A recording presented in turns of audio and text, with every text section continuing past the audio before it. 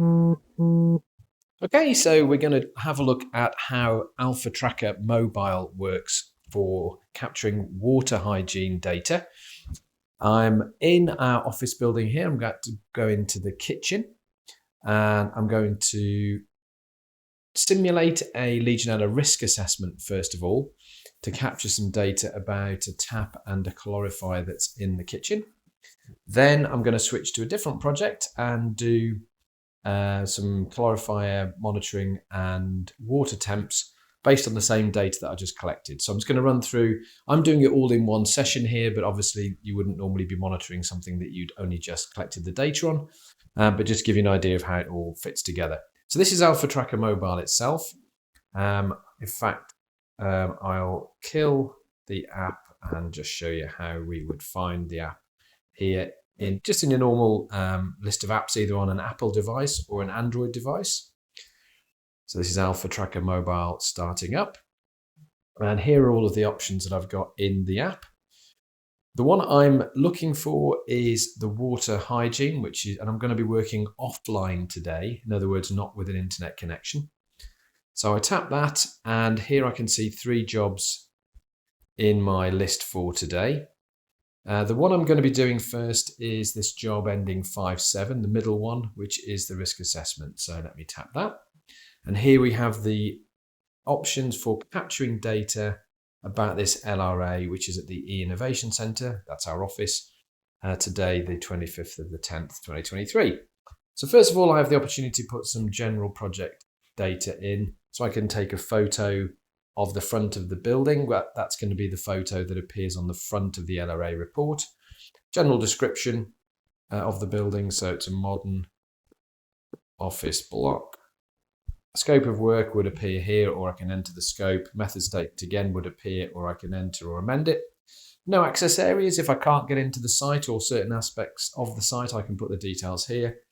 And key findings would be my summary of the LRA at the end of doing the assessment.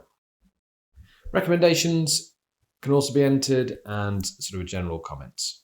So that's the top level information about the job itself. I've then, as you can see here, I would then move on to the next one that's enabled for me to tap, which is questions, and it says there are 52.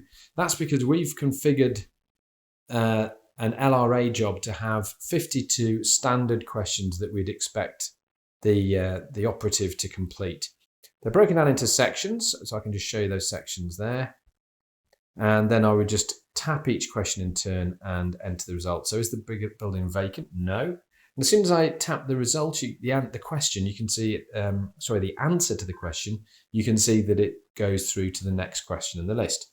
Is the nominated person clearly identified? Yep. Is there a management structure in place? Yes. Is the suitable record keeping? Yes. Are emergency contacts identified? No. Now, at any question, so for example, that no there that I answered, I could complete more information. I'll show you how to do that in a moment, or indeed I could record some actions or some additional photos. So that's what you'd need to do in terms of answering the questions. You can see on this summary screen, you get all of the questions. You can jump straight to a specific question. You also get to see the answers that you've recorded as you were going along. Now we'd go into capturing the information about the systems, the assets, and the outlets. So systems, I need to add 1. So I'm just going to call this mains cold water 1. And so we've now got one mains cold water system coming into the building. I can then go onto my assets and my outlets. Assets, there aren't any in the list because I'm capturing for the first time. So I do new asset, and here I fill in the details about the asset. So at the Innovation Centre, the system it's attached to is mains cold water 1. The type is going to be a calorifier. The name is, let's give it a number, calorifier 1. We're on the first floor at the moment in the, we don't actually have a location number, we only have a description here, so that's the kitchen.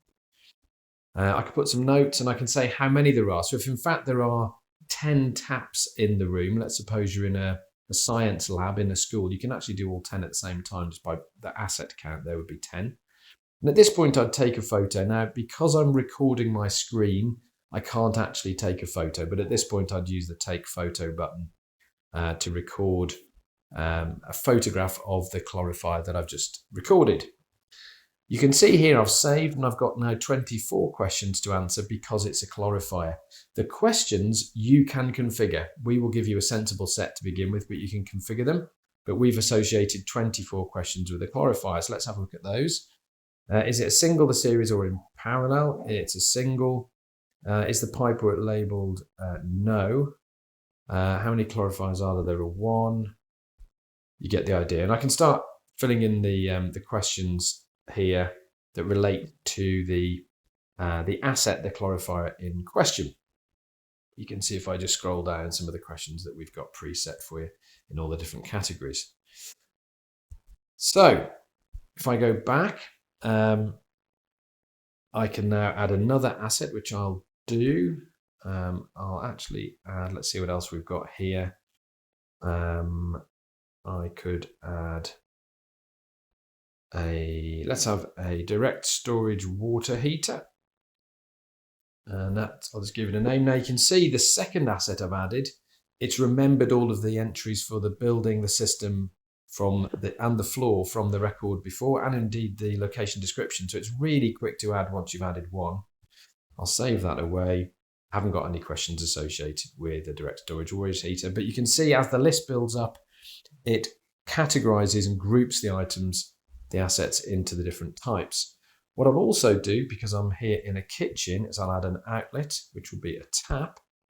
So again, it's remembered all the information from previously. I've only got to specify that it's a tap.